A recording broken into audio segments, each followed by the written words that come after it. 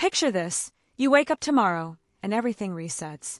No savings, no investments, no assets, just $1,000 in your bank account. That's it. That's all you've got. Would you panic? Would you spend it all at once? Or would you have a plan? Today, I'm walking you through exactly what I'd do if I had to start over with only $1,000. Not in theory, not in some perfect world, but in reality, where rent's expensive, bills don't wait, and opportunities don't come knocking unless you create them. Stick with me, because by the end of this, you'll see how $1,000 can go from not enough to the foundation of financial freedom. Step 1. Survival mode first.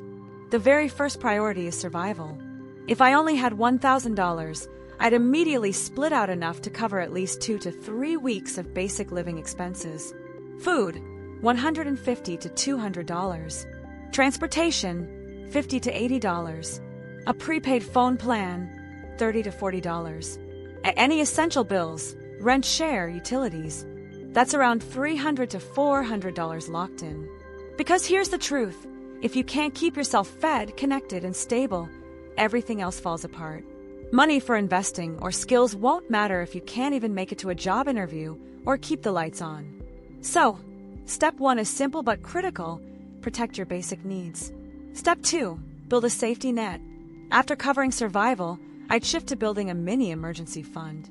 Out of the $700 left, I'd aim to keep $300 total in savings that I don't touch. Why? Because financial stress isn't just about money, it's about uncertainty. When you don't know how you'll pay for an emergency, you live in panic mode. And emergencies come when you least expect them. A flat tire, a doctor's visit, a surprise bill. With just $300 set aside, you create breathing room. It's not much, but it's enough to keep you from reaching for payday loans or credit cards, the exact trap that keeps people broke. So, survival first, security second. Step 3. Attack high-interest debts. Now, if I had any high-interest debt, like a credit card with a 25% APR, that's my next target. Think of it like this. Every dollar you pay toward that debt is like earning a guaranteed 25% return. There's no investment that gives you that for free. So, if I had a credit card with a balance of $200, I'd pay it off immediately. The reason's simple. Debt steals your future income. The longer you keep it, the harder it becomes to move forward. If the debt was bigger than $200, I'd pay the minimum for now, but make it a top priority once income starts flowing. Debt is like trying to run a marathon with a backpack full of bricks. You can make progress, but it's going to slow you down. So, the sooner you drop the weight, the faster you move toward financial freedom. Step 4. Invest in skills. Here's where it gets exciting. With only about $200 left, I wouldn't dump it all into stocks right away. I'd invest in something far more powerful, my ability to earn more money. I'd take $150 and put it toward building a skill I could monetize within weeks. Online freelancing skills, writing, copy editing, design, social media management. Learning tools like Canva, ChatGPT, or Excel to solve business problems.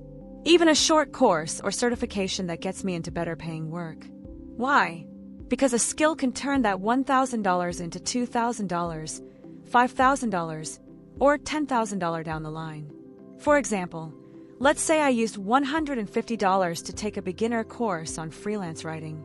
I could start landing small jobs on Fiverr or Upwork, charging $20 per blog post. That means my first 10 posts would already cover the cost of the course, and after that every post is a profit. When you're starting from scratch, the best ROI isn't in the stock market. It's in yourself. Step 5. Build an income engine. Once I had a skill, and I've started earning from the skill, I'd use part of the money to create an income engine. That might look like buying a $300 Chromebook or budget laptop if I didn't already have one. Spending $50 to set up a simple website or portfolio. Printing business cards or advertising a service locally. Or even getting tools for gig work, like a bike for food delivery apps. The goal here isn't to spend just to spend. The goal is to turn money into money-making tools. Think of the difference between spending $200 on clothes versus $200 on a website that gets you freelance clients. One is gone instantly. The other has the potential to generate thousands over time.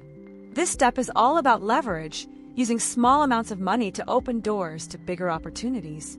Step 6. Start investing small. Now, let's talk about investing for the future. Even if I only had $1,000, I'd want to start small because investing isn't just about money, it's about habits. I'd set aside $5 to $10 a week into an index fund. That might sound tiny, but here's why it matters. It builds consistency, it gets you used to the process, and it plants the seed for long-term wealth. Over 10 years, even small contributions can grow significantly thanks to compound interest. But more importantly, it puts you in the mindset of someone who invests, not just spends. And as my income grew from freelancing or side hustles, I'd increase that contribution to $50, then $100 a month. That's when real wealth building kicks in. Check out my last video on how to start investing with only $5 for a detailed step-by-step guide. Step 7. Upgrade life slowly. Here's a big mistake people make as soon as they earn more. They start lifestyle upgrading too fast. New clothes, new car, new gadgets. Suddenly that extra income disappears.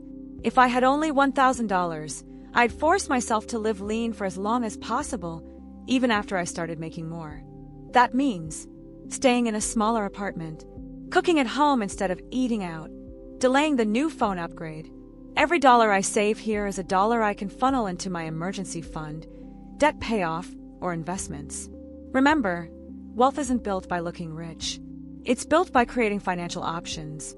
Step 8. Scale and diversify. By now, the $1,000 has turned into stability, new skills, and steady income. The next step is scaling up. Turn freelancing into an agency. Turn side hustles into semi-passive income streams. Take profits and put them into index funds, ETFs, or even start a small business. And with time, I'd start diversifying. Building a bigger emergency fund, 3 to 6 months of expenses. Increasing investments. Exploring real estate or online businesses. This is how you turn a small starting point into long-term freedom. So let's recap. If I had to start over with just $1,000, here's exactly what I'd do. 1. Cover survival basics. 2. Build a $300 mini emergency fund. 3. Pay down high-interest debt. 4. Invest in a skill that makes me money.